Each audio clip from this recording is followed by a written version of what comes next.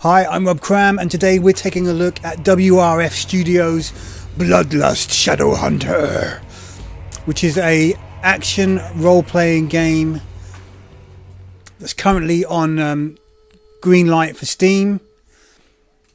So this is basically the demo version, and you play as characters Varric and Vista, two silent, dark and solitary shadow hunters who find themselves resurrected in a lost city. So basically what the game is, select your character at the beginning, add your attributes,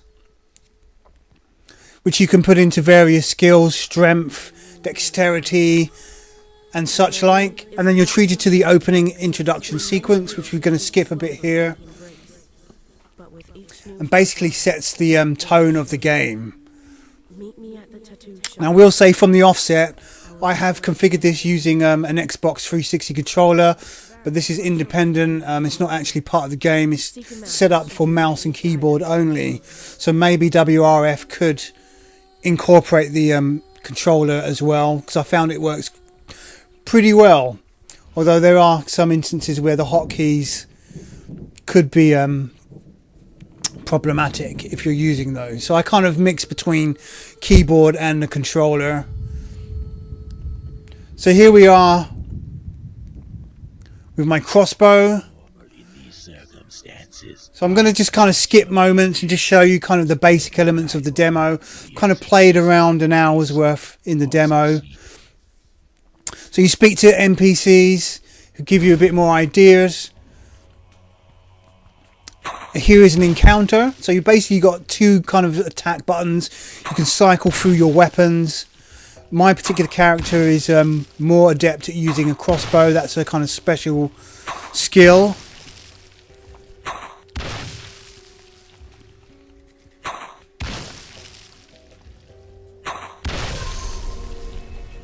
Also, what's worth noting is that you can use melee or the ranged attacks. But I found that this is dependent on how close you are, obviously, to the characters. So you can interact with all sorts of items, including like hidden walls. But there's a lot more deeper aspects to the game in terms of your skills and attributes and what you can do as an actual vampire. So here we've come to the merchant, about trading here. And much like the other NPCs, she's got a quest for me to this trade shop is set up do before she'll even deal with me. Ruins through an agreement with my group's leader. However, I am in need of some wolf fur. I probably shouldn't, but if you can find some fur. So she wants some wolf fur, so I've got to go off and get wolf fur, which is not far away from where she is. Courtyard area. Come back when you have found some wolf fur, huh?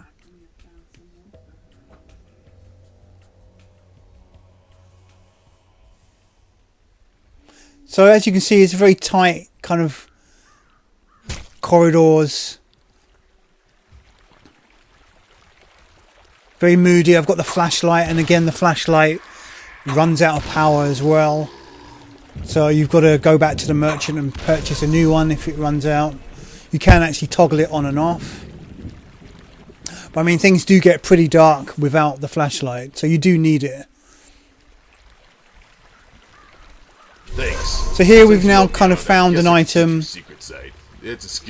completed a quest, and now given a new skill, which allows us to look for hidden doorways. So we'll just try that out. And as you can see now, my character, I've equipped various bits of clothing, glasses, a hat, which just up your basic stats and resistances as well to light. Remember, I'm a vampire, so... But obviously in these dungeons, there's not much light. So playing the game with the controller, the controls are very smooth. I did find through my configuration that I was jumping around unnecessarily. I think that's probably due to me using the controller. But I mean, generally it's quite easy to move around. And here you see that pressure plate, which there's quite a few of those, and you saw me using my kind of remote view, which is useful for going through small gaps and triggering switches. Now that was a trap which you can up your skills to make it so that you don't get the status effect from opening traps. It's kind of like a disarm skill. Again, how you spend your points is dependent on how you're playing the game and what choices you decide to make. So here we've got the equipment screen. As you can see, you can equip to various parts of the body. So there's a bit of management here on offer as well. As you find new gear, you kind of swap that out, and then you could obviously sell stuff to the merchant once you acquire new items. But I mean, I found the whole interface very easy, very quick to kind of get into. So the game, and there you had me stepping on the plate by mistiming the jump. So when you do die, you get warped back to a safe area. You don't lose your progress because it does auto save quite frequently.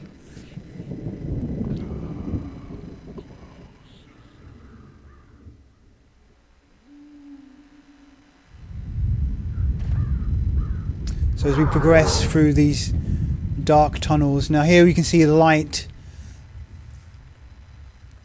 So what's interesting is looking around and finding ways of dealing with these kind of problems that you might have. So for example, here I've noticed that small gap. If I use my vampire sight skill, I can then flip the switch, which actually extinguishes that light, enabling me to disarm the trap and see what's inside the chest, which is a key, belt, and some extra glasses. So you know, there's quite a high element of puzzle solving, which requires you to kind of take note of your surroundings, and obviously those pressure plates can be deadly, as you've just seen.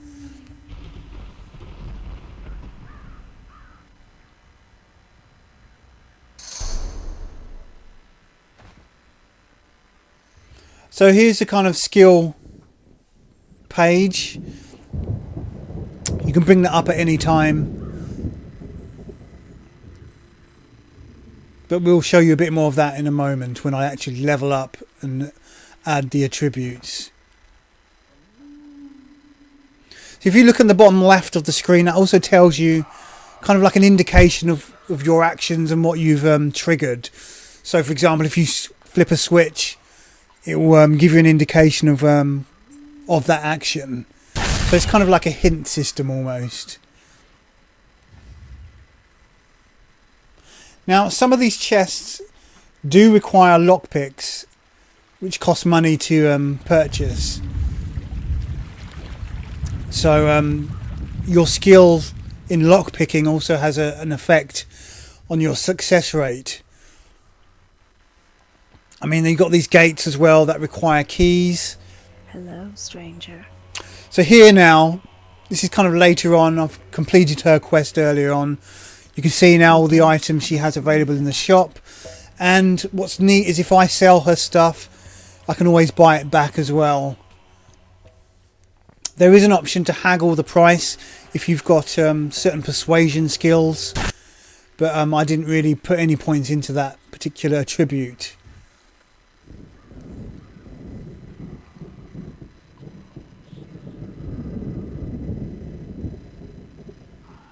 So it's kind of like a very dark and moody, confined game. Whether it opens up more later on, I don't know. This is just a demo.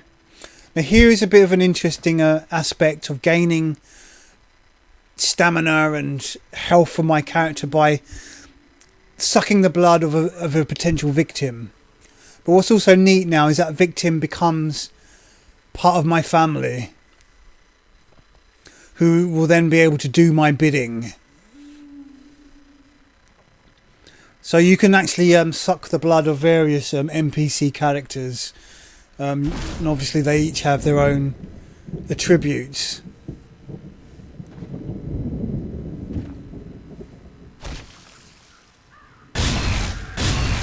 I mean, here I've cleared out a lot of the enemies. This is me sort of kind of backtracking.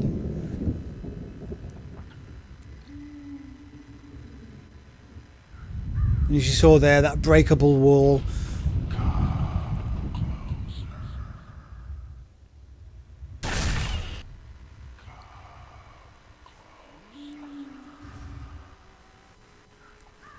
Some more loot.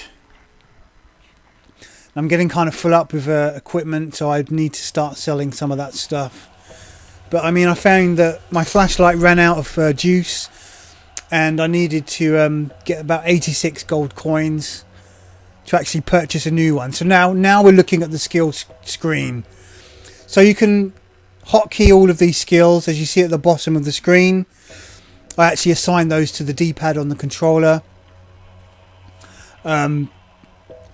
You can then add your skill points to these skills and improve their functions. Now I definitely added that to the lockpick because I was finding that certain doors weren't unlocking. I had a very low percentage of success, so I found that was quite a useful skill early on.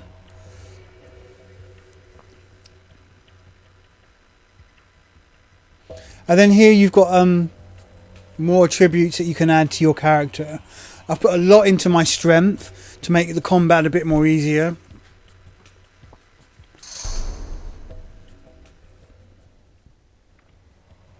As you see, my persuasion skill is very low, so not very good for haggling with the shopkeeper. So this is part of the main sort of quest here now. I've got to collect snake eyes from these attacking snakes which will poison you. Now I've been poisoned.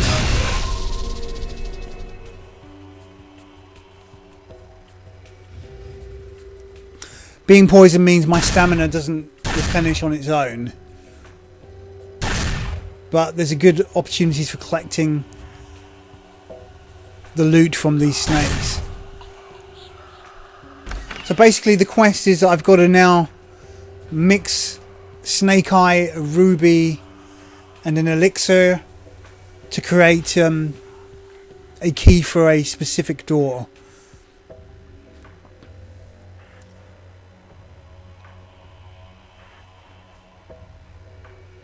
But I needed to find those items first. So you do have to explore. You've got to spend that time looking for the chests, discovering more areas and finding the items. I mean, none of those... I think I actually could purchase the elixir from the store. So here's the cauldron. So I put the snake eye in, the ruby and the elixir. Mix those together. And I've created the bloodstone, which I can now use to open the door.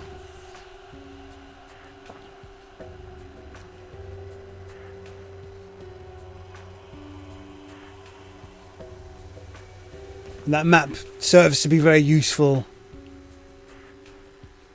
in this kind of maze-like environment.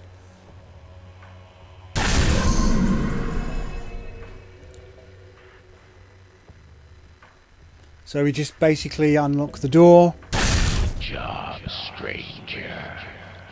And we kind of enter now the last part of the demo. So here you've got to use your vampire sight to flip a couple of switches to allow you to get across this pit.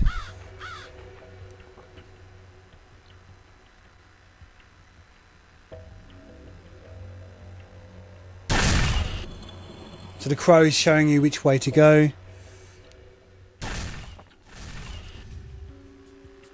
So as I said before, on the left it's telling you a trapdoor closes. So it gives you an idea of your actions and how they're impacting in the world, which is quite useful, as I said, like a hint system.